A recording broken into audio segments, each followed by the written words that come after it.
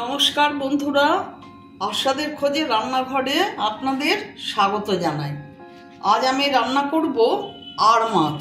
এই দেখুন, আড় মাছ ভালো করে ধুয়ে নুন হলুদ সাথে সর্ষের তেল একটু মেখে রেখেছি, কারণ মাছ ভাজার সময় ফোটে, সেই জন্যে আসলেস মাছ তো, সেই জন্য আমি একটু সর্ষের তেল মেখে রেখেছি।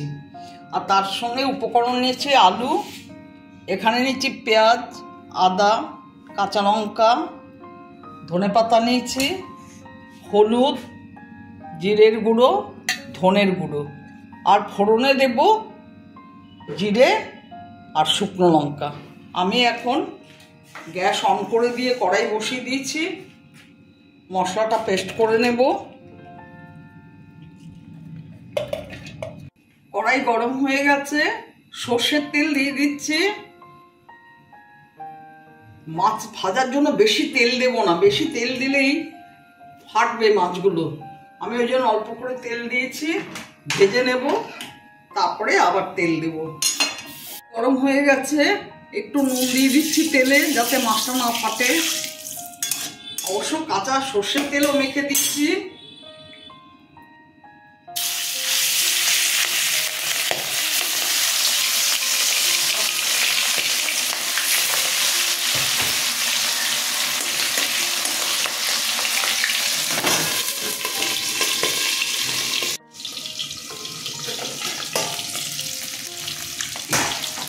মাছগুলো ঢেকে ঢেকে ভাজছি, কারণ ভীষণ ফুটছে মাছগুলো। মাছগুলো হয়ে গেছে, তুলে নিচ্ছি।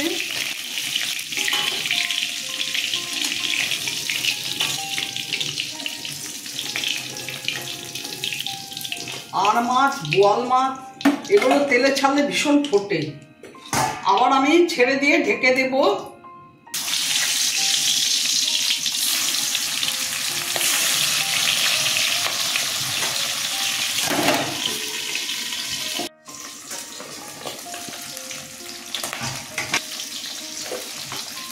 আমার সব মাছ ভাজা হয়ে গেছে। আর একটু সর্ষের তেল দিয়ে দিচ্ছি,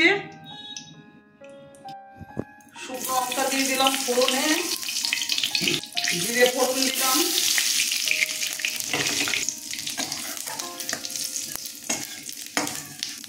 আদা পেঁয়াজ লঙ্কা ছেড়ে দিচ্ছি।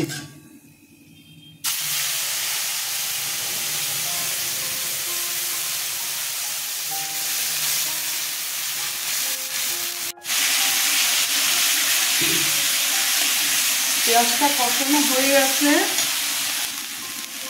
এক চামচ হলুদ, এক চামচ জিরের গুঁড়ো, এক চামচ ধনের গুঁড়ো দিয়ে দিলাম।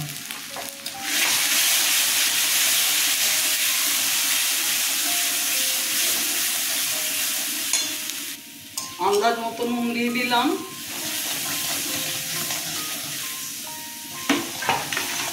আলুগুলো দিয়ে দিলাম।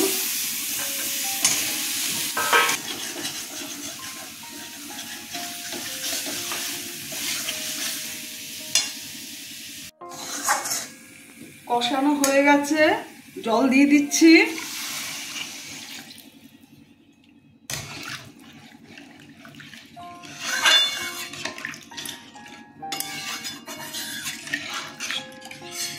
ঢেকে দেব, ঝোলটা ফুটলে পরে মাছগুলো ছেড়ে দেব।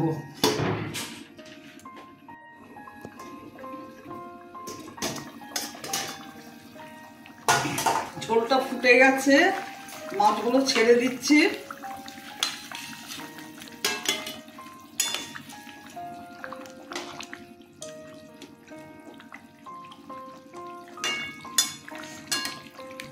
আবার একটু ঢেকে দিচ্ছি।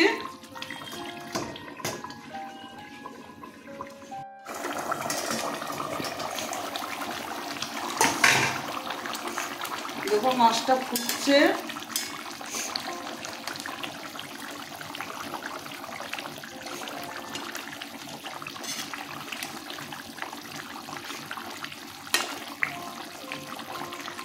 তিনটে কাঁচা লঙ্কা দিয়ে দিলাম, ধনে পাতা দিয়ে দিলাম,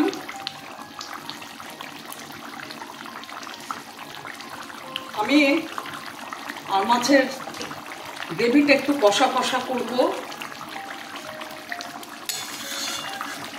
আরেকবার একটু ঢেকে দেব, একটু পরে তুলে দেব।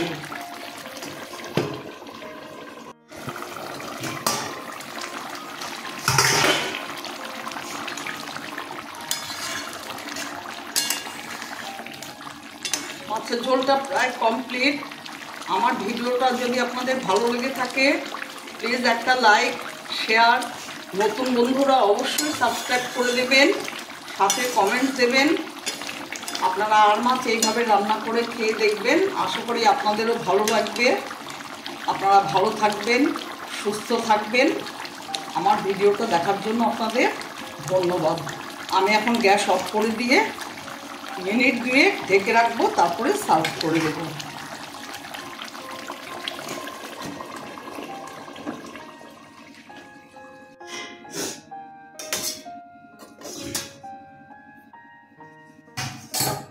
আমি এখন সার্ভ করে দেব, দেখুন কেমন হয়েছে।